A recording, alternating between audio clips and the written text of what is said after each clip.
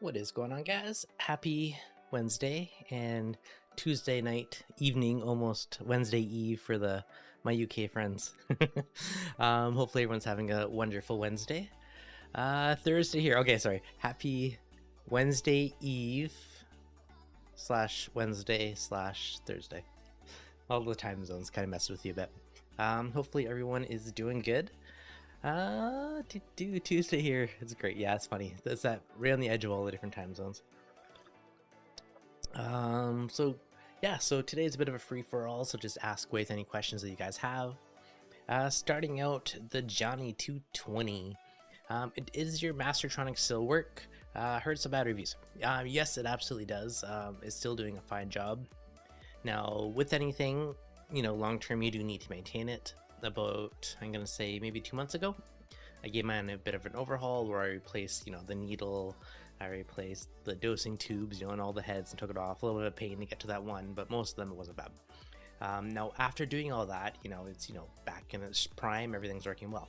And as the hose is breaking a little bit, you do got to calibrate. So as long as you do that bit of maintenance on it, it's been great. So no issues aside from that, just a bit of, long-term maintenance on it. So it's been good. Mark, Vicky, One Arm Reefer, Lee, Mashish, how are you guys doing today? So yeah, anything you want me to dig into, just let me know. How's it going, Mark? I will probably do a tank update on this tank in a bit, but it's gone through a few of the new tank funds lately. Any advice for a NEM dominated tank? At that point, I would probably just add in a bunch of clowns and roll with it. Clowns definitely love their NEMs. NEMs are awesome, but they can be a bit of a pain with other corals. They can stay in the same spot for a year or two, and then one day it will just start crawling over, acros and other stuff, and be a bit of chaos. So, gotta look at that one. How many mils am I dosing daily? Daily of what though? I dose many things. Yeah. So honestly, I would just lean to the clown tank or the NEM tank and just do like a clown harem type of thing. How was your Edmonton trip? Edmonton it was fun. So went to Edmonton for 2 weeks, which was the pre-record the one live stream. Don't want to leave you guys hanging. But yeah, so it was good. Went there, met some awesome reefers, filmed a couple behind the scene tank tours. You would have saw the one last week with Snoop Dogg's Reef. So that was awesome, super cool. I got a couple more to come. I still have to edit them up. That's the only one I've actually edited so far. I did behind the scenes at the Marine Life at West Edmonton Mall, so that's another kind of cool one. It's always crazy to see the scale of all the filtration, all the stuff on the more, public aquarium side of things. And filmed a couple cool tanks at the Royal Alberta Museum, so some other future videos once I get them edited. Okay, so Calcster, how many mils in the Calcster? I am dosing roughly what I evaporate, which is somewhere between 4 to 6 liters a day. I would have to double check on what it actually is. I don't remember offhand, but I kind of just tweak it as time goes off with my evaporation. So with Calcster, I dose as much as I possibly can. Now, if you have a fairly packed tank, you can probably get away with doing most of it via the Calcwaster dosing. If you have a small tank, you probably are dosing less than how much you're consuming, and then you still need auto top off. But on my tank, my auto top off is almost never on anymore because the Calcwaster, it basically replaces it to a certain extent. Okay, Tom, you've had the unit for 3 years. A lot of people say it didn't last 3 to 6 months. I think you're talking about the Mastertronic. Mine, I have 2 of them, and only one's running right now because when I swapped tanks, I didn't put on the new tank yet. But yeah, no, it's still going strong. In probably 2 years in, I finally replaced the tubes and the needles and stuff on it. But yeah, aside from that, everything was still working. The calibration was a little bit off, and that's kind of what made me the results are a little bit off what they should have been. That's kind of why I replaced all the tubes and gave it that love. To do Reefbot, again, that's been working well too. There's no complaints on either unit. They've both been doing it. But again, eventually, long term, you're gonna have to maintain them like any auto tester, right? Eventually, you're gonna have to calibrate it. Eventually, you're gonna have to replace some of the tubes inside in order to keep it working long term. And I know, like, you know, some people don't like to calibrate it, or, you know, you kind of get lazy when you have an auto tester, and that sort of stuff can bite you eventually if you never do the calibrations or the maintenance on it. But you gotta do it periodically to keep the testing accurate. So I think that's always a big consideration with it. All right, Shaka, what is your take on dosing Alpha Reef and Kalkwasser? Absolutely can do it. And how do you balance it? For me, I have this tank so far behind me has only been Alpha Reef. My Nano is running Alpha Reef. My big tank, I have a calcium reactor, I have Kalkwasser, and Alpha Reef right now. So 3 different systems. I have enough coral load that not one of them is fully kind of handling it. So I kind of use Kalkwasser for a bit of the pH boost mainly, but it also does dose some of your main elements. And I use that as my base. I dose approximately what I evaporate per day. And then on top of that, I'll tweak my dosing of how many mils I'm dosing on top of that to keep my level stable. So I kind of just let the calc be the base kind of buffer, and then I dose on top of that. So for balancing it, it kind of depends on how much it evaporates. If you have a small tank, again, you're not going to evaporate as much, right? So you might be able to fully dose what your evaporation is in calc. But that's the biggest difference, right? If you can dose everything based through calc, based off your evaporation, it's a pretty cool place to be. But if you can't, or that doesn't keep up, then you have to dose on top of it. I seen the Snoop Dogg streak. The description was a little misleading. I was hoping it was the real Snoop Dogg. Double G. You know, I didn't make up his Instagram name. Yes, I did play off a little bit, but yeah, that's his Instagram account name. So I rolled with it. It kind of made me chuckle, but it was good. Maybe one day I'll meet the real Snoop Dogg if he has a reef tank. He probably has a big shark tank or something. I feel like that was like on ATM, like Tank River back in the day. Tell me about the new tank. So this lovely tank behind me is the Nias 440, and it is the Pro line, and this is with a nice chunky stand. I came back after being on for 2 weeks, and the tank was full of dinos. As you can see now, it's gone, so that was a sweet, nice victory. Sadly, I did lose 2 corals during that, though. You can see in the middle, that one is always weird looking at the different angles.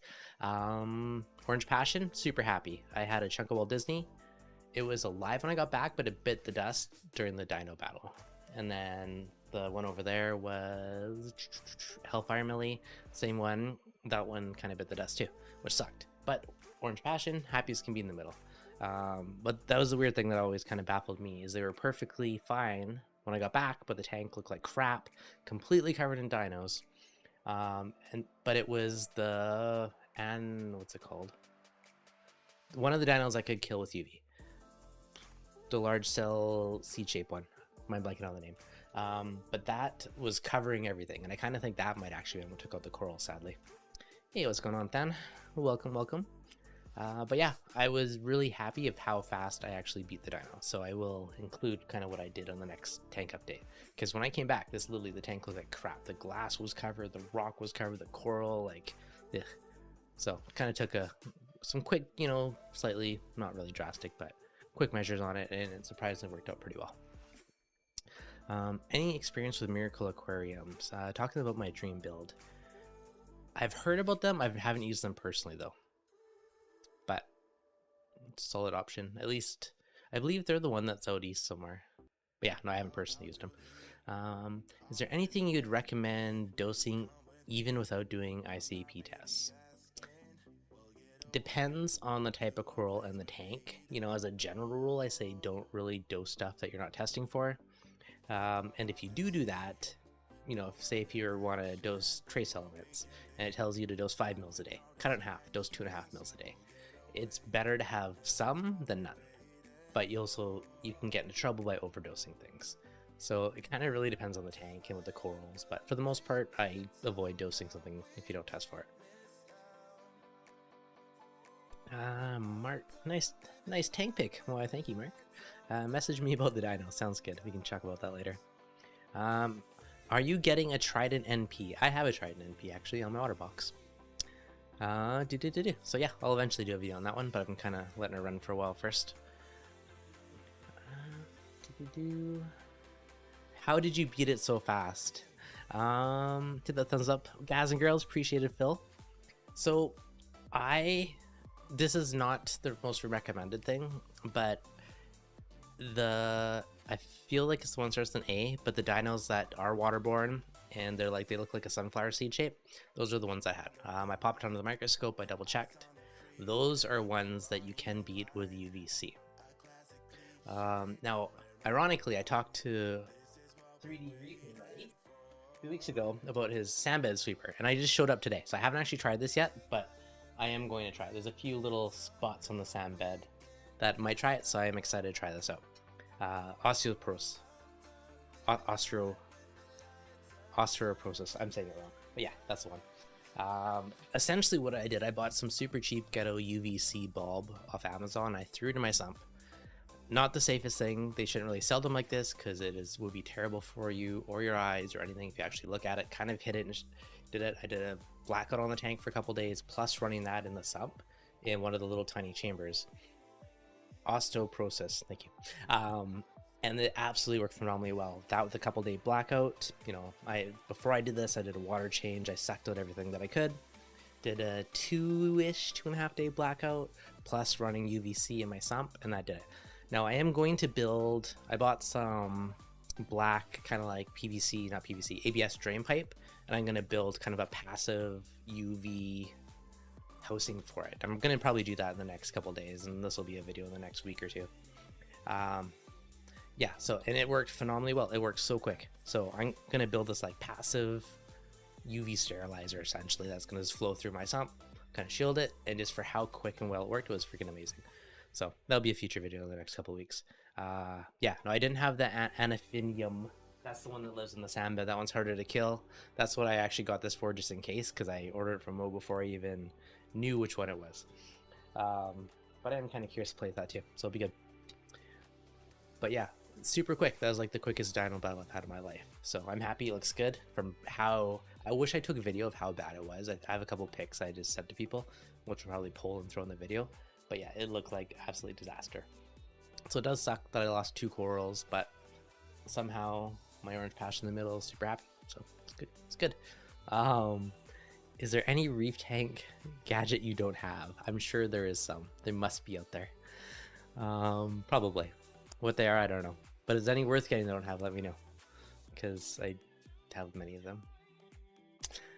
Large cell, small cell, amphibious or protozoan go into the rock and substrate it lights out. Okay, yes, they do. And I didn't know if I had it at first, which is why I ordered this thing off them to try the whole sandbed sweeping and kill the stuff in the sandbed. So if it comes back, I'm absolutely trying this. I think it's a really sweet idea. I'm looking into microscopes. Any tips? I went with Amscope. You can buy a cheap Amazon one that's probably 200 times, you'll be fine. I went with Amscope with mine, mainly because I wanted like the trinocular one that had the extra ports, so I can put my camera on it. So if I'm doing, content on it, then I can take a photo or a video clips of it. So that's kind of the main reason I went that way, but you don't need that. But yeah, Amscope, if you want a super cheap, just budget whatever one, just go with the Amazon special. You want something, like a mid-range one. I thought Amscope was pretty awesome for the price, but you're probably going to be spending a little more on that. It's not terrible, but it's up there a bit more. Why do you have 2 Mastertronics? Because I have three reef tanks, so I had one on each tank. Can you test iodine and potassium with the Mastertronic, or is it only the regular stuff? I believe you can test potassium. You can test them both, but for me, being in Canada, I could not find the test kit anywhere that works with it. I think it was like Columbine or something like that. And I think there's ones that are in the UK in certain areas, but I couldn't find those test kits anywhere locally. So I could probably find them, but it was a bit of a pain, so I just haven't bothered going that way. Lots of cheaper microscopes. M50, 150C is a better microscope. Yeah, so I mean, that's a solid option for sure. Okay, but you can buy from the UK. Yeah, so a lot of these test kits, I could find them in Europe and stuff, just not in Canada. So that was for the potassium and iron, or iodine, because I remember looking at those a while back, because I thought it'd be cool to have them. Do you think Miracle Mud is a good substrate for dosing trace elements? When I did a microbiome test on my tank, this is probably about 1.5 years ago now, about a month before then, I added a bag of Miracle Mud and I added a bag of the Aquaforest Life Bio to the sump of my water box tank. That's kind of the refugium substrate. And when I did my microbiome test a few weeks later, a month later, they came back and I had a very good diversity. Now, in theory, I feel like it was probably from adding the 2 of those to my refugium. Again, I didn't microbiome before it and after it to say 100%, but my anecdotal speculation is a lot of the extra diversity I had came from adding the 2 different products to myself. So, you know, was it one? Was it the other? Was it both of them? Who knows? But that's what I did. So I do think there is some goodness to it. In prior tanks, I kind of did that in the sump, and I did the whole tray thing with it. And I figured, you know, for the trace elements, my thoughts on this is there is trace elements in it, and if your tank needs it, it'll kind of suck it out of it until a certain point. It kind of exhausts it. How long that is, you know, is this anecdotal? I don't know, but that was kind of my theory at the time. Any update on the new tank? I will probably do one on this one in the next week or two, which when I include my battle with dinos and my DIY UV sterilizer and a few things, I'll probably work into this one. So I'll probably do this one in the next, maybe next week or the week after. It's a great tool, too bad it's pricey, especially in Canada. Yeah, that's the problem here. We have all kinds of stuff that's overly priced here. Yeah.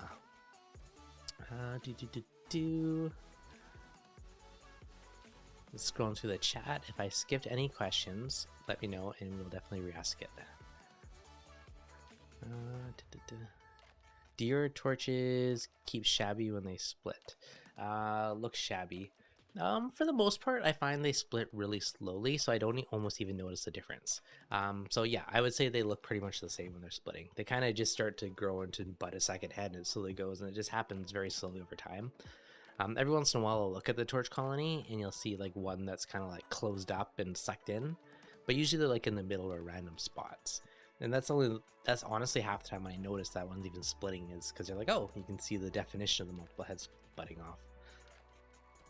So overall, I would say I don't really notice it in my tank. Usually if they're looking shabby or they're annoyed, usually it's because something's picking at it, a fish or something doing it, it's retracting its tentacles. Like that's the only time I find it usually is sucked in and not as happy. Before, when my torches were receding, this is back like pre-KFC dip, like a year and a half, 2 years ago, whenever that was, I did that. A lot of them look kind of crappy then. I guess that flash band receding, and after I took them out and I did that antibiotic dip, they seem to recover and now they're doing great. So I've only done it the one week of dipping, and long term I'd say it worked well because everything's still happy, and I haven't really had any long-term negative follow-up from doing that. When's the update on the tank in the background? I'll do this one in the next week or two. I literally came back a week ago from being gone for 2 weeks, and it looked like absolute crap. Full of dinos, looked like garbage. You know, it was terrible. And I was like, dang it. And now it looked back to pretty happy. So there'll be a video soon, and I will include the journey of the struggles and the revival. And now I'm kind of sad because I lost 2 of the corals in there. So I'll put a couple more chunks in and see it. But actually, this was another part of the test subject. On this guy, I did, within the first week, I added in a chunk of Walt Disney, I added in some Orange Passion, and I added in some Hellfire Millie. And they all did absolutely great until the dinos hit, and I lost 2 of the corals. Well, that one's still fine in the middle. Why that one's still fine, who knows? But so I do wonder if I never had the dinos, would they still be pretty happy in there? I don't know. But it was kind of like my test subjects of coral I want in there anyways long term, of stuff that I could frag out of my big tank to put in there. And I've kind of been debating ordering some more corals to put in here. I've been talking to Fragrad, chat him about it, and a bunch of like cool millies and different stuff to put in here. But again, I just want to make sure everything's happy before I splurge a bunch of money on corals. So yeah, that update will be coming soon. Cipro bass are a good choice for torches, lots of brown jelly around. KFC is a bit more tough. Yeah, it did work really well I've only done the one on the torches, but it did work really well. I was very happy with the outcome of it. Would you recommend a dark mesh top lid? 100%. With top lids, the black mesh, they have it because of me. Because when I got my original water box, when I told him I wanted black mesh, and it took me ages to get it because he had to source black mesh. I am personally a huge fan of it. It's the only way I would personally go. Primarily because if you have the clear mesh, and when you're looking at the tank, it reflects that light, and your top just like glows, it kind of highlights it. Where if you have a black one, it doesn't reflect, all those little strands don't reflect all the light. So I like a top of a tank to blend in. Like I'll probably end up getting one for this tank at some point. It's been on my to-do list, but I like the top to blend in. I don't want to like have it be like blinding you, reflecting light everywhere in your face. So personally, I always go for the dark mesh. Are you dosing Reef Moonshine with that tank? I am not right now, no. The only thing I've dosed so far on this one, I have Alpha Reef on the doser. I have a dose quiet drive with Alpha Reef, just a single head, and that's the only thing I've dosed to the tank so far. So that's it. I'm trying to keep it simple. I am a bit curious to see how far that will take me, how long I can just run off just that. You know, at what point does it become expensive? So a little bit curious. Like my Nano's been very happy with it, so I decided to try and keep this one as simple as I can. Mark, you can also do a ChemiClean and iodine bath. Yeah, absolutely.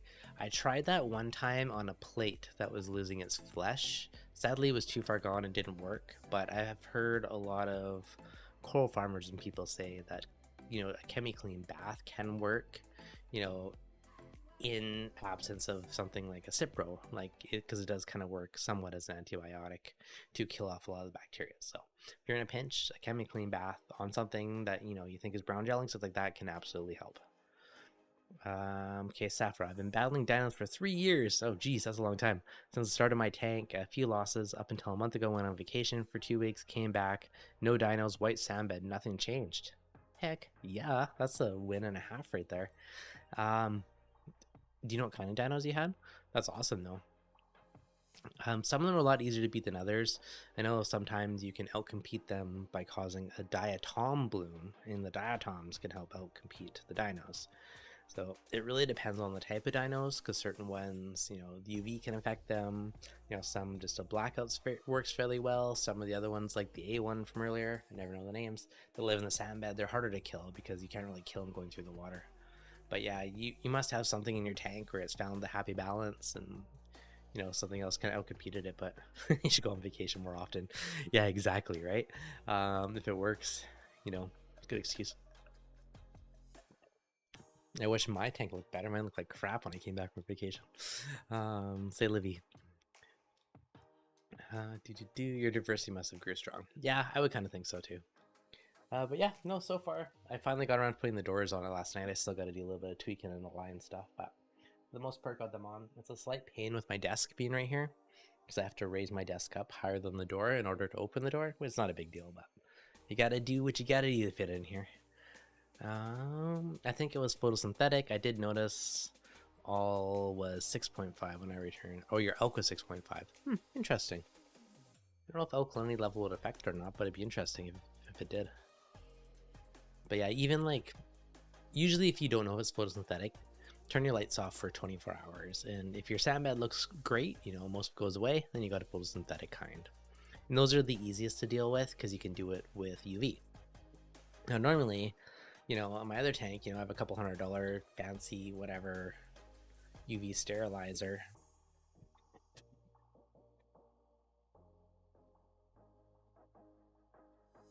Makes me laugh, you know, a couple $100 UV sterilizer versus my ghetto $20 bare bulb. Very sketchy, but it worked. So yeah. What is the dedicated controller for your new tank? It is the same controller for my last tank. I have the Apex, like the A3, the newer version. That on my last tank, so I just reused that moved over to this tank. Which is funny, because so far I've been trying to keep it simple, and I have 2 power bars on there. I don't even think I've plugged anything into the second one yet. I think I might have plugged in the auto feeder, but it was quite handy. This whole cabinet, which was on my prior tank, I literally just slid it out and slid it into the new tank, and then rewired it, and actually stripped out some stuff just to simplify things a bit. So we'll see how it goes. I'm trying to like Still have the nice automations, but I'm trying not to overkill it. Trying to keep things, you know, semi-simple. Hydros Dev. One day I will try it again, but it just didn't like my Wi-Fi. I tried it. Maybe it'll be good again, but it's harder. I have a GHL too. Like, I have a bunch of controllers, so it's hard to justify buying another one. I know you love it, Mark. One day I will give it another whirl. Badoo. But that being said, I know I mentioned this before, but I have Unify access points to my house, and I have another buddy that has a Hydros, and he also has Unify, and he has random drop-outs with his stuff too at times. So I think that they just don't play nice. It doesn't like the chipset, something like that. Does Neptune make power boards and controllers for 240 volt outputs? They do. There is a European 240 volt version. Never used one, but I've seen them, so I know they exist. The tank looks awesome. Thank you. Appreciate it. It's definitely slowly getting there. I'm kind of happy with the stand on. It's kind of cool how it hides the edges of the sand bed. It gives it kind of a nice crisp look. Because the tank is inset a bit, which is different, but I liked it. Doesn't talk well. Yeah, so I don't know. There's something up with that one. So it's always bugged me, but one day I shall try again. Mainly because I have so many other like smart plugs and little things. Like even like these lights are on Wi-Fi. Like there's so many things on Wi-Fi. Nothing else has an issue. That's the part that's like my mini gripe about it. It's like, why does this one item not work? Will you be using ozone with the new tank? Probably eventually. I have an ozone that I bought for my last tank, so I have one already. So likely it will end up on here eventually. That being said, the stupid little UV bulb that I bought has actually been working really well for water clarity too. And it's, you know, 13 watts. So I'm just like, maybe I'll just try this for a while and see how it is. But this will be in part of like the next little build project thing. Stupidly short cord, very annoying. Very sketchy. This is a bare bulb. Do not look at this with your eyes. That will be terrible for you. UV is very nasty stuff. So I literally had one of these chilling in my sump in the little chamber right before the overflow as like sterilizing all my water, and it worked phenomenally well. However, UVC is very harsh on everything. Like the glass will block a lot of it, but you don't want to look at it. You know, I'm questioning stuff like how long till it breaks down the silicone in the aquarium, you know, how much until my pump and heaters and stuff around it are affected. So that's why I'm going to build a little like passive flow housing type of thing. And I think it's cool to be a much better place. Can you make a hotspot for the hydros? I mean, I could get a different access point, but I wouldn't want to, but you could. I've had 3 commercial ads since the start. Yeah, that is kind of annoying. There is actually, I'll keep an eye on it. Sometimes it does a pop-up and I can see if an ad's coming, hit skip, but I haven't actually noticed any or been paying attention.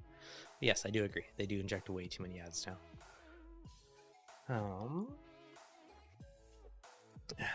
Hey Dev, sorry I'm late. I was fragging Pandora's Zoas. Things are like a weed. Yes, they are. I think that's the same one as the like Nirvana looking one. Yeah, that's like the same as the one I bought called Nirvana before, which at the time are overly priced, but they grow way too fast. They should be cheap, but they definitely do grow like a weed. Queen City Reefer, Nias Tank, Red Sea Tank, or Water Box. I have owned all 3. Currently, I have a Nias Tank and a Water Box tank. Love the Water Box, been a phenomenal tank. Nias, I want to try something different, just to mix it up a bit. I was so tempted to do the shallow tank from Water Box, like the Reef series one in here, but I also wanted to reduce the water volume, so I'm like, okay, if I do one of those, I'm going to wait till I can do a bigger one. Like if you look at the Snoop Dogg's Reef video I did on Monday, he has a super long shallow. I freaking love that look. It's amazing. But in this little dinky office of mine, that's like an 8x12 room, when I had that massive tank in here, it was a lot of water volume, which made the office super humid. Now, by going back to like a normal size tank, like a 4-foot tank, there's a lot less surface area, right? So I cut the water surface area in half, which massively reduced the humidity. But yeah, so the Nias tank, beautiful, gorgeous tank, build quality, everything's always awesome. I went for the Proline one. The other one the slimline, I think they call it, which is like the standard, like a water box or Red Sea goes right to the edges, where this one has like super big chunky doors and the tank is actually inset. I think that's kind of cool. So I kind of want something different than the normal ones. But yeah, I think this is like a gorgeous tank. So I quite like it. But yeah, at the end of the day, what dimensions fit your space and kind of what do you want from a tank? You want it shallower? Do you want it deeper? All different considerations. Ty, any idea? Might be getting high magnesium. I have two ICPs, 1549, 10% weekly water change with water box reef salt. I'm using the balling method, but skipping the magnesium. I'm just guessing. I've never used the water box reef salt, but my blind guess would say that it probably has high magnesium into it and you're just getting it from your water changes. I mean, 1550 isn't terrible. I wouldn't really want to be pushing like 1600 plus, although people used to do that back in the day to try and get rid of bryopsis and other stuff. So it's probably not the end of the world. Some shrimp, some creatures might have a harder time molting if your magnesium's too high. But 1500, you're definitely on the high end, but I wouldn't stress too much. I just would make sure I'm not dosing anything with it. But I'm going to speculate that it's coming from your reef salt. What's a good place to put heaters in my sump area? I have mine in the chamber pre the return chamber, but honestly, wherever they fit, you just don't put them in your return chamber. You don't want them anywhere that can ever dry up. That's the biggest thing, right? Because if you have a glass one and it's out of the water, the heat, the different change can crack it, and you have other issues. So that's one of the biggest ones for me. Geek Moto, reef question, chemistry question for you. All right, shoot. Love the water box tanks with the modular, like the modular Red Sea sump. Yeah. My only Red Sea tank I had was the 20-gallon one, which was a gorgeous little tank, but I haven't had any of their big tanks. There was, those issues with some of them having seams blow, which kind of sketched me away from them a little bit. I'm sure their new ones are better, but I know the original Gen 1 versions definitely had a few issues. Geek Moto, can't get my calcium under 600 according to Hannah. I stopped KW, whatever that is, a month ago. Have not done any calcium additions over a month other than water changes using Tropic Marin, RP salt, calcium mag is out. Honestly, I would just try using a different salt for a bit with lower parameters and see where things settle. Or just don't dose for a bit or water change for a bit and let everything drop naturally. Sky High, have about 20 aggro frags. Yeah, so 600 calcium's definitely up there. Yeah, honestly, try a different salt, or just no water changes for a while and just let it naturally drop. Not doing. I got Red Sea, I fear the leak. Yeah, like honestly, there you go. Phil, yeah, his are going on 8 years, no issues. I think the issues were only with the bigger tank. So I think like 4 feet under, you're pretty safe. I think it was like the 5 or 6 footers that were lacking any center bracing, and I think it was a bit of stress pulling the bottom down away from it, I believe. Snoop Dogg's Reef, what's going on, buddy? What is your go-to glass cleaner algae scraper? I've been debating that one for quite a while. I have a different one in each tank. This one, I have the largest Toonsy scraper. And on the other tank, I have the Flipper Edge. The Flipper Edge works phenomenal when it's like brand new. After 4 or 5 months, I find it starts to like lose its edge to a sense. Now, I ordered some new blades. I haven't popped it in, but I've done it in the past, and then it works great again. So I think eventually, now the nice thing is you can rotate them and flip them and get a few different edges out of them. But yeah, so that one, I think I like that one as an overall cleaner. This one, I love how tiny the handle is. I took off the giant float inside, so it's more minimalistic, more minimal. But it is annoying because sometimes it falls off and it goes thunk and falls to the ground. It's a bit of a pain to retrieve it. Where the Flipper one floats a bit more. So I tend to lean a little bit more to the Flipper, but they both have their plus and cons.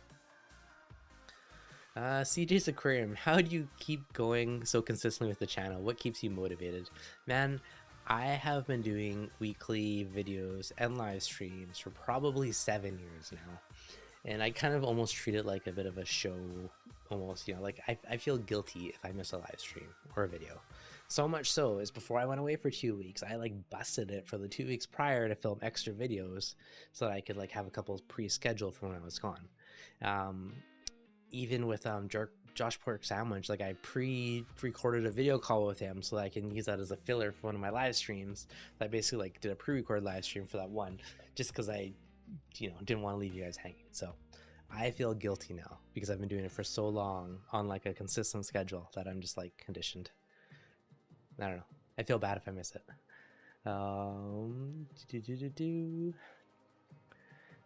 Ty, cool, thanks. I have a spare ICP. I want to use on the salt mix to check for aluminum, but now I have 2 reasons to check. There are some solid doors on the Nias, by the way. Oh yeah, these things are freaking heavy.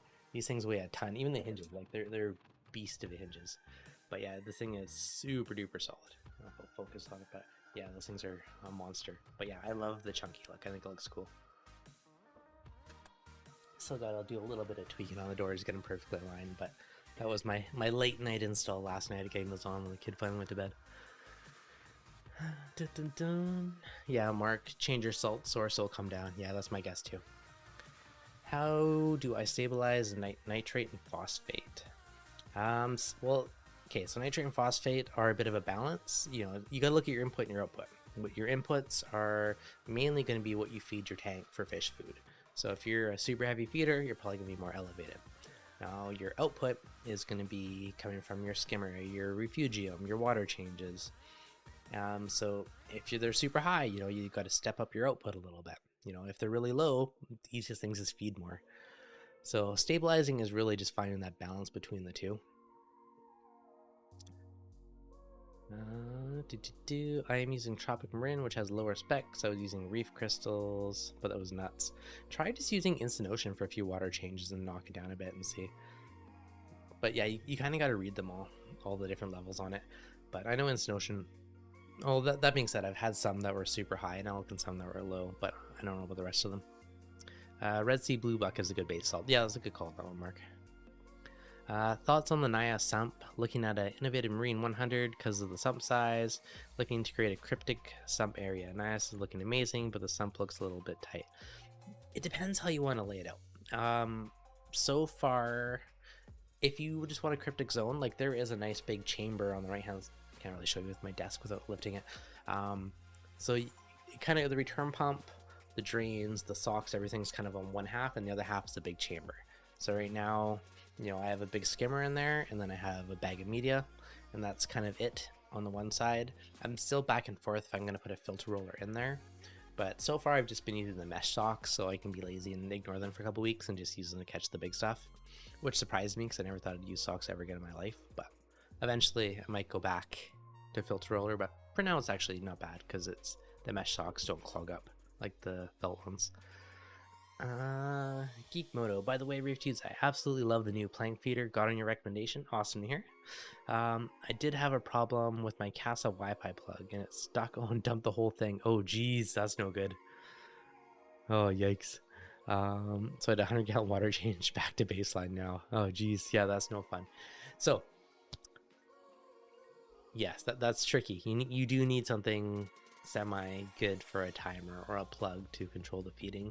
It does feed really slow, so that is one nice advantage. And it could feed it for a minute. It's not a big deal. What's going on, Andrew? How you doing, buddy? But yeah, so I think it's a really cool feeder. It is a bit expensive. I bought it when it was on sale for like 40-50 bucks off whenever it was a few weeks back or before my trip. But I do think it's an awesome feeder. I do like it more than like just the cheap Eheims, but again, is it 10 times the price good? That's up to you to decide. I have 2 cheap ones and 1 fancy one, but I do think this is an awesome feeder. I really do like it. I ordered the little cannonball cover thing next to block the little porthole of food and kind of contain it all more. Massif. In Holland, we have a DSR. They have a reef salt with only sodium chloride, and you can lower your levels by water changing.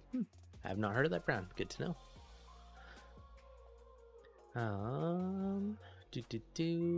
You can have my Repat 500, just needs a new motor. Solid. I still have one of the Clarity 5000s from my last tank. So that one is just hanging out my shed, so it may be on there eventually. I would have to cut out the one piece of glass that holds the socks in order to fit it. Doable, but definitely a little bit of customizations get it going on there. The entire hobby is expensive. Yeah, it is. It can be. Doesn't have to be, but it is. you can definitely do stuff on the cheap and DIY, or you can be fancy. I mean, you got a lot of extremes there. What's going on, Andrew? How's your big beautiful tank doing? Geekmoto, I've been feeding for 3 minutes at a time. The Ehi messed up once too, and the door got knocked open and dumped it all in. Well, there you go. So you could have that issue with just about any feeder. Who is going to restock? Sadly not.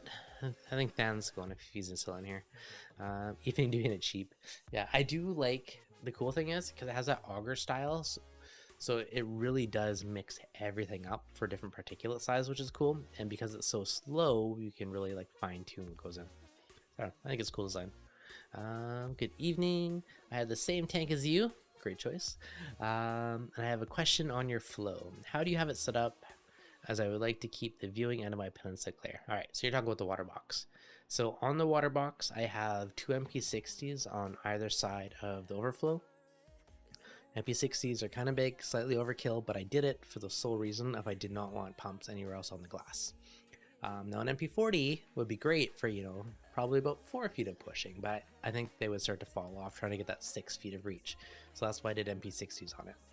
Now with that, I didn't have them cranked up from the very beginning because it would start to blow the sand bed around. But over time, as the tank aged and the sand bed was less, you know, flaky, you know, it doesn't fully solidify, but it sticks together more. I slowly increased it. So I think I started at around like 45%. Now I think they're probably at 75 or 80% now. So I did slowly ramp up the flow over time. Now I also did add a gyre to the top of that as well. So now I also have a gyre just under the overflow teeth on the middle of the overflow tower. So I have all that kind of pushing the distance to go that 6 feet. And so far it's worked, and the tank's growing in pretty darn well. Like, would it be better with a pump on the far side? Yes, but again, I don't want to mess up those 3 panes of glass, you know, viewing panes. Now the other consideration too is how you place your coral. I do have some macros and some stuff in the far end, but the majority of them are in the first 2/3 of the tank, where the far side is more some torches and zoas and other stuff that don't need as much flow. So that was another consideration I did as I was planning that one out. Have a good night, Mark. Reef, you should check out the Smart Reef skimmer filler all in one. You know, I actually have. I was chatting with him about it and I was debating trying one. I still might. It is a really cool way to do it. That 2-for-1 is pretty sweet. Any upcoming projects for the Lowboy Peninsula tank that was in the back? And how's the Ghani tank going? Ghani tank is pretty good. It definitely also needs a bit of love. I'm gonna say 80% of the Ghanis are happy. There's 2 of them that are kind of meh inside. There is a bunch of those little vermitid snails that somehow found their way in. So I did throw in a few bumblebee snails, and they're already getting to work on those guys. And Aptasia also found their way in, so I stare at it every day and I keep thinking about it, but I do plan on giving it a session of Aptasia and kind of kill off all the Aptasia. So that'll probably happen in the next week or 2, and I'll actually deal with it. But yeah, this one I threw the bumblebee shrimp that I found from my old tank just on this one. Which downside, I'm pretty sure they killed a few of my big snails. So as I found 3 or 4 of them, I threw them in my nano and kind of letting them go to town, all the vermitid snails in here. Geekmoto also got my Olympus TG5 from your photo stream. It's amazing how close they can get. Right? Exactly. Struggling to shoot underwater, but I'll figure it out. So with that, the biggest magic of that, 1, use the macro mode when you're in the water for getting close to coral, and 2, setting the white balance. You can set the user mode white balance and just pick like a frag plug or, you know, something white, and you could use that to set your white balance off of it. Once you find like the right, you know, kind of setting for your lights, it takes phenomenal photos. Michael, does more flow equal better filtration with your return pump? I don't think so. I think more flow within the tank is better for the corals. I don't necessarily think you need high flow through your sump. Because you also need dwell time, right? If water is firing past your skimmer at Mach speed, it doesn't really have tons of time to suck it all in and process it. Whereas more dwell time, it has more time to kind of process and deal with that water.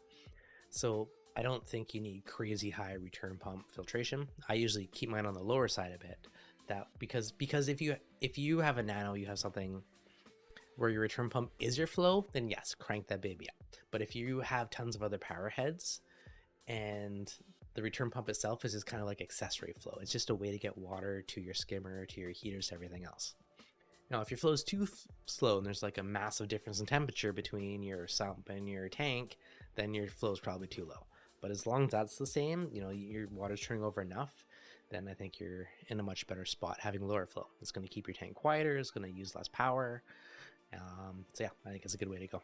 And just concentrate on your power heads, keeping all the flow through the corals in the tank. Speaking of pumps, I was given 2 MP40s and 2 Gyre 250s. Would that be too much for a water box 230.6? Sweet. I think you're good. All those pumps are adjustable, so I mean, you don't have to run them at 100%, and you can run it at 20% if you want, right? So start them low and work it up. Personally, if you're doing LPS, again, lots of gentle flow, lots of movements, great. But if you're doing acros, they need a high level of flow to get water and nutrients past that boundary layer to help take the toxins away from it. So they actually appreciate, they thrive more in more flow in the tank. So I say have at her. Like, the more flow the merrier, as long as you're not blasting the flesh off. It's all good. I'm finding vermitid snails all over, so I watched your video and ordered like 20 bumblebee snails and some calcium. Yeah, the mix them absolutely works. The calcium will it's essentially chalk at the end of the day, but that when you feed your tank, you get a feeding response out of it. They have the little strands coming out of the vermitid tubes, and they take in that calcium powder, and essentially there's no nutrition in it, so it essentially starves them out, and that's one way of killing them. And the bumblebee snails, they have a little snorkels and actually go in and kind of eat them and suck out the snails from the tubes. So between the two of them, like, after a few months, those babies should be gone. Now, that being said, you'll probably still have tubes in there, right? Because they're not going to break the tubes, but the worms themselves will be gone, and they'll stop spreading. So you might want to eventually break them off, but at least you don't have to worry about them spreading and kind of multiplying after that point. Anything to consider / issues when adding more flow to an established SPS tank? Can you tell how to adjust based on the growth patterns? Some corals, it depends. I've seen some tanks where they can have too much flow and a coral could be growing away from the flow because it's too much for it. And I've also seen other tanks where the coral or the acros are growing into the flow because it wants that flow. So you kind of can over time, but in general, more flow the merrier. Thank you for the information. I have moved my pumps around and I have 4 MP40s on the overflow side, but unless I have them at constant 90, I don't get flow on the opposite side. Might have to sell them. Yeah, in a 6-foot tank, I think the MP60s are the way to go. Now, it's that balance too. If they're too low, they're just going to suck your sand and create sand dunes. If they're too high, they're going to suck in water from the top. So you got to find that like 2/3-ish point in there. And once you got that sweet spot, and again, over time, you can slowly add a few more % to it. And that's what's worked to me long term. Why not use coral snow to deal with it? Yeah, that's what we were talking about. The calcium carbonate power is basically what coral snow is. I did a video showing about how to do the DIY version. You can absolutely just buy coral snow, or you can make your own for, a fraction of the price. Take your pick. But yeah, either one will absolutely work. Geekmoto, I basically watched like every one of your videos, finding them super helpful. Appreciate your efforts. Thank you. Happy to hear they help. Yeah, labor of love. But yeah, coral snow, DIY coral snow, the calcium carbonate powder, it's essentially the same thing. The top MP40 would need to be lower intensity. Yeah, so the other thing I found too, if on a peninsula tank, if both pumps are the exact same, they might be fighting with each other and not necessarily pushing it. I've had earlier in the peninsula days, I found, before I got my flow tweaked a bit, I'd find that you could look at the end of the tank and that last like 20%, you can see a bit like the oily buildup on the surface if you're down low looking upwards at the water. So one thing that I did to get rid of it was I put one pump a bit higher intensity, one a bit lower, so it more circled the water, and that was one way of breaking it up before you can increase more water. I think I did that on one of my early days of the water box, and I also did a similar thing on my old peninsula. So you kind of got to play with it. But yeah, if you have any oily buildups, that tells you that top of the water is not circling back to your overflow to get kind of filtered out. But yeah, definitely play with it, you know, or you play with like one side's, you know, higher percentage for a few hours and then the other side's higher for a few hours. Like you could try swapping up and mixing it up too. The mist just got home with some cows gonna eat and scoot. Enjoy the food. Thanks for the vanilla live stream. Talk to you later. Do most of the jars have a battery backup like the Ecotech power heads? I don't think they do, to be honest. The only pumps I know that 100% stock have battery backup ports are the Vortex. I'm sure other pumps might. I think a lot of the other solutions, you got to be a little more creative on the DIY for it. I mean, you could always take something like a relay and use that to kind of like direct your main power and then have it flip over when you lose powers to bring it to another source like a battery. I mean, that's another good way to do it. Yeah, or like an EcoFlow or like an Ankler, like one on my desk. You can also use these as kind of a UPS too for, since I have one in reach. Yeah, like you could use something like an EcoFlow or an Ankler, but they also work like UPS, right? So you can plug your stuff into this, plug this in, power goes out, this will keep powering stuff. So I mean, there's lots of different options. For this tank, I ended up sneaking, you can't see it, but I ended up putting a mini 100 amp hour battery on top of it. So it's like in that little nook. I was going to try and fit two of them in there, but only one would fit. So I got 100 amp hours just for my 4 MP40s for backup on this one. What made you start making YouTube videos? Ooh, that's a deep one. I like I've always been very entrepreneurial. I like building things. I like creating things. I always find that fun. From like the business side of sense of it, I was really bad way back in the day of jumping from like one idea to another idea to another idea instead of sticking with one. And for whatever reason, YouTube, I was like, okay, I'm just gonna stick with one. And YouTube was like the one I decided to stick with. And I've literally done videos almost every single week since I started doing that. The UPS is very inefficient. Yes, it is for sure. So that is 100% why I like to go direct to batteries. But you know, you might lose 20 or 30% from going from your 12 volt battery to your 120 volt source, or 240 volt if you're in the UK. But you do definitely use a percentage of it, so it does cut into your runtime. Or if you power something direct from DC, then you're at peak efficiency, right? You're not getting that extra loss from the conversion. So it is something to consider. Like this is simple, you plug it in and it works. The other is a little more DIY work, but you'll get more bang for your buck out of runtime out of it. So different considerations. Use your recipe for calcium carbon mix to help me beat the fermented snails. Awesome. Love to hear it, Barry. Happy to hear that helped. How are the dart frogs doing? They are awesome. I should do an update on them actually. They just outside of you, but they're over here, and I got 6 of them in there, and they've been in there for ages. It's very growing in. It's like a wild jungle in there now, and there's little vines growing everywhere. Like super cool. I'll do an update on that one sometime in the next month or so. But yeah, no, dart frogs are super cool. I still want to build a big peninsula dart frog tank one day, because I think that would be cool for like a room divider one. Or this might be a terrible idea, but there is freshwater paludariums where it's like partially underwater and then partially like planted above it. I always thought it'd be really cool to try that with a reef tank. So you have like corals and, you know, maybe like rock flowers and like some bathing underneath, but then have all like essentially a aquarium over top of it. But I don't know if that'd work with frogs, right? There might be some risk of them jumping in the salt water and meeting their demise. Who knows? But I always thought that'd be a really cool blend of the two different worlds. So maybe one day. Could be a fun project. Alright guys, if I did miss any questions, feel free to ask them again and I will definitely hit them back up. I try and keep up on them today, but just in case. Mud skippers, yeah, they'd be pretty cool. There's so many unique creatures. I was just at the Royal Alberta Museum, and they essentially have this like bug gallery that has like 2 gorgeous reef tanks in it, like really nice reef tanks. A lot of time museums in these places don't have like super cool reef tanks, they just have meh whatever ones. But I was happy to see them actually planted full of corals. So that will be a future video, but I think I have a photo on my phone. But yeah, it was like some solid reef tanks in there, so I did a little bit of filming on those guys, so that will be another future one once I get that one edited up. Regardless of tank size and cost, what would be your dream marine animal to house? That's a good one. Stuff I think would be super cool that I don't think it would work in a reef tank, but there is, maybe it would.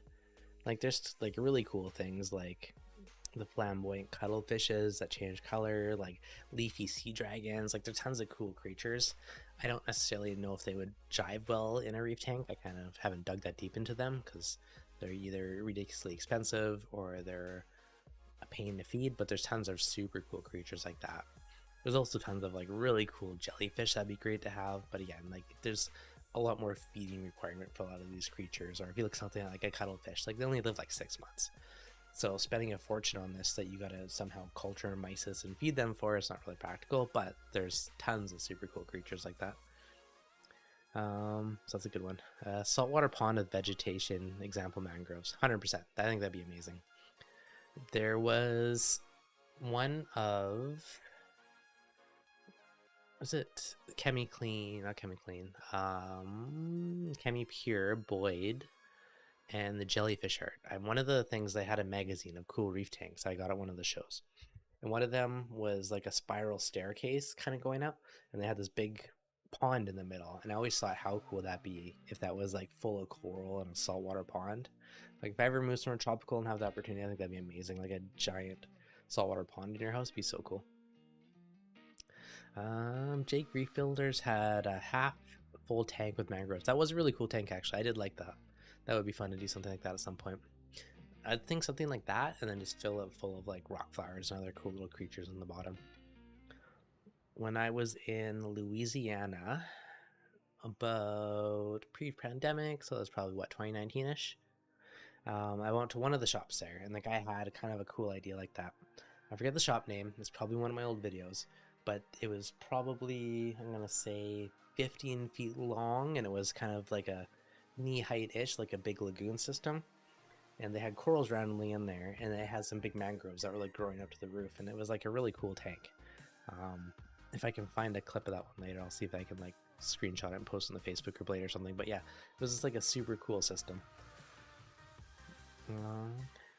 Recently changed the lenses on the XR G6 Pro to high intensity, raised the lights 2 feet. Polyps still retracted and we're dropping down to 35%. Yeah, so when I went from the wide ones to the narrow lenses, I dropped my lights about 30% in order to maintain a roughly similar par. So for me, the wider spread is hands down, it is still better for corals. And bounced off the glass, you get it kind of covers a lot of the shading underneath the coral, so the bottom of the bases are going to be much healthier. However, if you don't have massive colonies or you want to raise your lights up, I think the high intensities lenses are awesome, because you can run your lights at 30% less power. That means the fan's not kicking on as much. They're quieter, they take less energy. It's a pretty good way to go. I put the narrow lenses on this one too, because the tank's only 20 inches front to back. Like I don't need super crazy wide spread, and I don't want as much light spill, messing with like glide stream cameras and stuff like that. So they work really well on this one. So I'm a fan of them for a lot of different tanks, especially if you have multiple fixtures. Then they overlap. You don't really need as crazy spread. Do you ever do Intank Bensol for brown clove polyps? I've heard it works. I have not tried it. I've used Bensol in the past to kill hydroids back in the freshwater day. Actually, I think it's called the fish Bensol. Some play on the name. But yes, at one point I had purple clove polyps. I don't have them anymore, so it's not really an issue. But absolutely, Bensol is what I would use to try treating it and try to get rid of them. Yeah, especially like the brown or the purple, the super tiny little micro ones. It's like almost like a cool Gani, but it's an invasive pest that grows over top of everything. Yeah, that would definitely be the play. I don't know the dosage on that one. I'm assuming you want a decently high dose of it. Kill shrimp, yeah, it probably would. Good idea to remove any inverts out of the tank like that when you're doing it. Sexy shrimp or, bigger shrimp. Skip ads. I saved you guys for an ad. I saw the pop-up. So yeah, Bensol, definitely good. I have Phil, what does that say? I have Crumb Dadabumum for colonial hydroids. Didn't hurt any corals or fish. Also, my starfish and snails survived. They do say to remove inverse. Okay, that's probably something similar. I haven't heard of that name. Oh no, that's his username. Okay, that makes sense. Yeah, so it did work for colonial hydroids. Again, yeah, I used on hydroids as well back in the day. Martin, I dropped my extra 15 G6s down 2 inches off the factory supports to get more power out of them and keep the widespread. I've never seen anyone do this. I did that actually on my water box. I dropped it down a couple of inches, but I actually did it to get rid of light spill.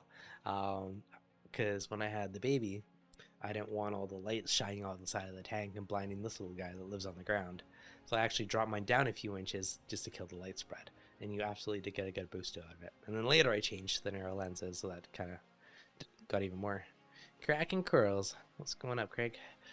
But yeah, so definitely some good ways to do it. And especially if you have a lot of water volume above your rock, I mean, absolutely drop them down and, you know, less spill, more power, win-win. And I also think that's a really cool thing too about the narrow lenses. And now a lot of people, another thought that I have, tons of people really love the G4 radions. Like there's like a certain niche of people that just obsess with the G4s. And the narrow lenses are similar to the G4 lenses. So food for thought. At least that's how I feel there. Dun-dun-dun. Alright guys, what else you got? Any other good salty questions while we're at it on the list?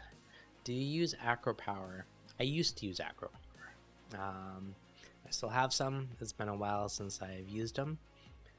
I feel a good chunk of it depends what you feed. Too much aminos can cause cyano and other issues. If you're lacking aminos, it can absolutely improve the color of your corals. So I have seen tanks where no aminos, they started dosing it, and they, you know, the deeper, better colors of the coral.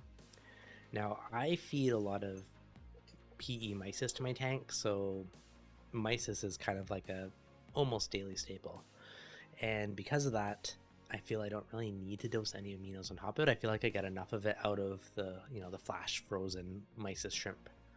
So I haven't really done it since I've done that. If I only fed pellet food or dry food, then I think there'd be a lot more benefit to dosing something like aquapower. But if you're doing a lot of heavy on the frozen, I don't think you need to worry as much about aminos. So it depends on your tank and your kind of setup.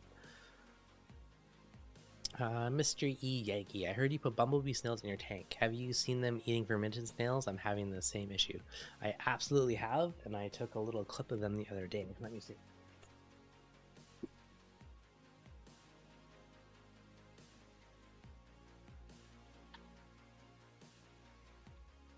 I don't know my tiny underwater cameras.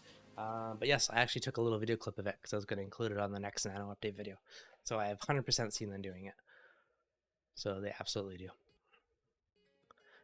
Thoughts on a nano saltwater planted NPS tank? Would be kind of cool to do.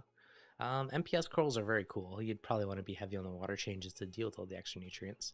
But one day, it'd be cool to do. Maybe redone for me. I'm in BC up the coast. What's going on, Mary Jane? I have a newer 220-gallon Reef in my shop. If power goes out in the winter, the temperature would drop fast. I need a whole home generator to run the system. If it doesn't hurt, I bought a generator. I've yet to use it, but I bought it for that kind of backup situation. The one that I got was the Costco Furman tri-fuel generator. One was on sale. Now the cool thing with that guy is it can run on gas, propane, or natural gas. And if I have a natural gas barbecue hookup, I can basically run the generator forever. So that was kind of my big reason to decide that way. Then I could run, you know, both my tanks off, and I think it's like 5,500 watts off natural gas, or up to like 8,000 or 9,000 off normal gas. But yeah, absolutely a great idea to have it. Now again, if it's in your shop, like in a garage, and it's really cold in there, you need to worry about heat a lot more. You know, if it's in your house and it's well insulated, you know, you're probably not too worried about the heat dropping too much. So it's one of those it depends things. Really depends on your tank, your atmosphere and stuff. Like normally I don't, for a regular power outage, a few hours, you know, partial day, as long as there's flow in the tank, things are going to be fine, right? But if you're in the dead of winter and it's in your garage and there's no heating in there, then yeah, the heat's probably going to be an issue for you. What's up, Snoop? What up, Stressful? Oh, jeez. Yep. Fish Ventura, maybe redundant. Yeah, so, yeah, Fish Ventura, if you are feeding lots of frozen, I wouldn't worry too much about dosing amino acids. You can try it. Try it for a few weeks and see if you notice a difference. But if you don't, then you're probably getting enough from your frozen. Phil, I wish mine ran off natural gas. Sometimes it's hard to find fuel and extended power outage. Absolutely. They probably make conversion kits. I think so. If you, yeah, I'm pretty sure if it runs off propane, you can get a conversion kit. You got Edmonton falling now. All right. By the way, pleasure to meet you guys and hang out. It was definitely fun. Next time I make it out your way, we'll definitely have to hook up again. Lots of fun. I could chat Reef for hours. That's something else I will say. Reefers are always awesome people. Always. It's just like, I don't think I've ever met a reefer that wasn't great. I'm sure they're out there, but majority of reefers, they're all good people. Best way to get bubble tip anemones out of a tank. Pain in the ass. I started this 1, then 2, then 4. If my math is right, it'll be out of hand in a couple months. Okay, so to get nems out, if they're on top of the rock and you could get under the foot, you kind of got to slowly work it. Now, assuming you want to save them, sell them, trade them, give them away, whatever, be careful not to damage the foot. But usually if you just use like a plastic credit card or the edge of your finger and just slowly work the foot off, you can eventually get them out. It is a pain, but it is doable.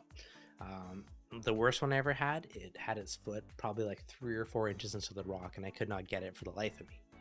So I ended up taking those little thermal plastic beads you can melt and do that, and I built basically like a big funnel that fit on top of the rock. And I basically, so I was blocking his light except for this little hole in the rock, so he had to crawl out of his hole to get out to get rock. So I did that, and eventually he started coming out. He was coming out of there. I went to go break it off, but he still had his foot partially in the hole. So I'm like, frink. So then I built a second cone on top of that cone, and eventually when he crawled out of that, then I could pop him out really easy.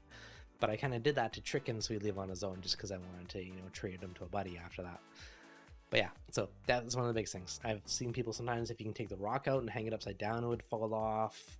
But yeah, as long as you can get to the foot, you can kind of just slowly massage it and bug it and kind of work it off. Nem cannon, PVC pipe, and a sponge if you can't get to them.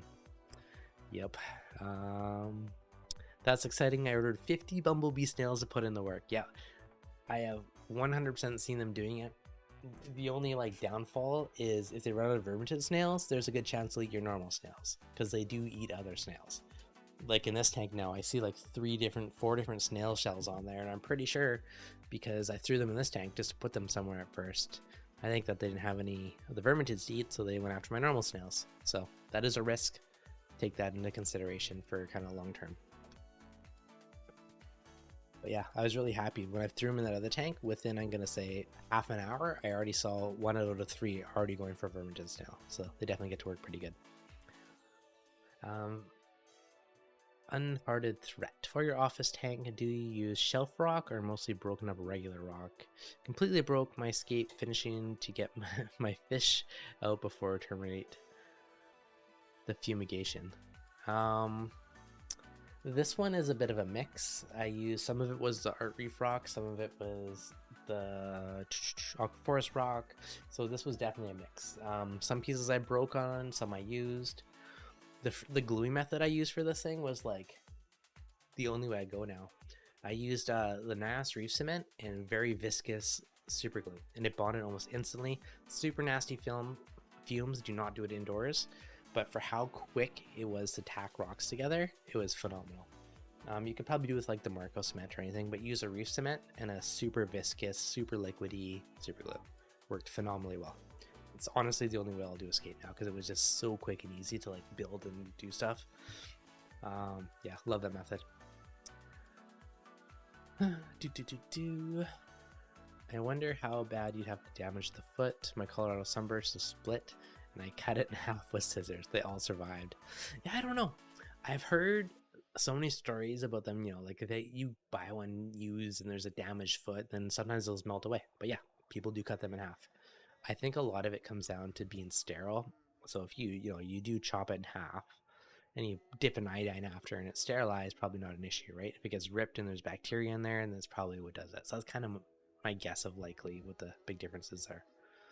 I'm not too artsy. I'm dreading a reefscape. Honestly, just build weird, funky structures. Like on this one, even I don't know how well it picks it up with the angle and the blur, but I just try to do like this funky overhangs. Like you don't fully get the perspective, but like this is overhanging, that's overhanging, that is, you know, there's tons of little caves under all these little lips.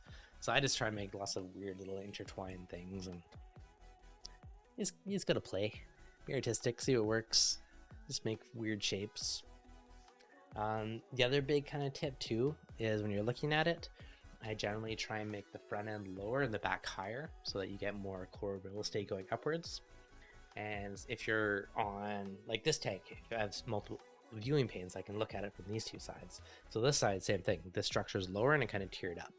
So those are the two things that I kind of do, is like do a slight gradual tier. Just consider that when you're doing your heights, just so when you're placing coral, it kind of gives you more viewing real estate. And also, when you're looking top down, you got to think where the light's going to hit. So you don't want to have two rocks kind of going like that, because the coral on this rock isn't necessarily going to get enough light. So it's just kind of, you know, stagger stuff a little bit so that everything gets light. It's kind of little long-term things. Mary Jane, do you know of a portable generator that has some sort of an auto transfer switch? If my power goes out at 1 a.m., I don't know about it, I would get a chance to start the manual switch generator. You can absolutely buy them. There is lots of stuff with auto transfer switches, and there is auto start ones. Usually they cost a bit more, but absolutely they do have them for sure. I couldn't tell you models and all that stuff offhand. I'd have to consult the Google gods for that, but yeah, definitely they do have those for sure. Or the other thought is too, you could use, you know, like something like this, like a smaller solar generator, and that might tie you over for an hour before it dies and give you time to do it. But then again, you need something to alert you or auto start it. Have you ever reset your tank? I had a great problem that all my acros in huge colonies, I don't have space for a frag tank, not sure what I want to do. I think that often with my water box tank. A lot of my corals in there are overgrown, like they're huge. Like I have a red dragon that's probably, you know, not too far off of the size of this, but it's at that point where it's like so big, what do you do with it? You know, do I frag it back down and just put a little piece in and take the rest out? Like, you know, I debate that stuff all the time. So I definitely feel you on it, because there comes that point where your tank is so overgrown. Reefing with O, thanks for the super chat, buddy. My dude, missed your message yesterday. I hope you still love me. I still love you, and thank you for the super chat. You'll have to join me maybe next week, buddy. Much appreciated. Thank you for the love. I have still not been able to put on Rick's Rocks due to space. Yeah, so no, that's a long-term reef problem. Reefing with O, thanks, buddy. It's such a long-term problem too, is what do you do with the tank at that point, right? Do you let it just be a jungle, or do you start hacking and slashing and toning stuff back again? And I don't know, it's always a personal decision. I might almost do that and just use that to, you know, hack some stuff back and use that to fund or trade some corals for this tank. Like, I don't know, it's tricky when you only have one tank. If you have two tanks, you can, you know, move stuff around a bit, or, you know, if all else fails, trade to your LFS, get some credit, and use that to buy your fish food and other stuff. So different considerations. AO. I have a Nero 5 plugged into an EcoFlow River 2, also plugged into an auto switch that gives me enough time to break out the generator if needed. There you go, you're set. Both of my tanks, I only really bothered with battery backup for the power hits. So this tank, currently, there is a 100 amp hour lithium battery on top of my controller cabinet that is plugged into the 4MP40s. So it would run them for, you know, a good day or two for that. My other tank with the MB60s, I have those hooked up to another 100 amp hour battery that's outside right now. Did I hook it up to the 300 amp hour one? I think I did. And that one is currently being charged by solar, so it's always topped off. So yeah, if there's a power outage, that thing could run a lot longer because it's being recharged with solar panels.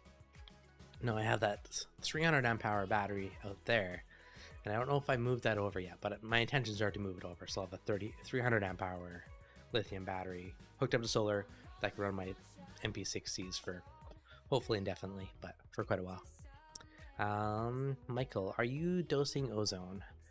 I'm currently running ozone on my water box tank. So a big reef tank, the one on the thumbnail, that is the one. That one gets, I'm going to say, about 4 hours a night worth of ozone.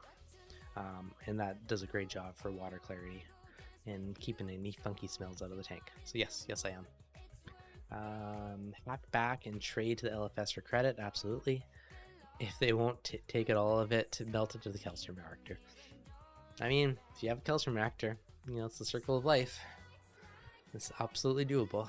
But yeah, I mean, the best thing, you know, you can either sell it if you don't want to deal with people, trade to the LFS, and then, you know, I buy big bricks of frozen food that are like 60, 80 bucks, whatever, for like those big bricks, and then, you know, if I can buy those off credit, trade in some coral, it's a good place to be.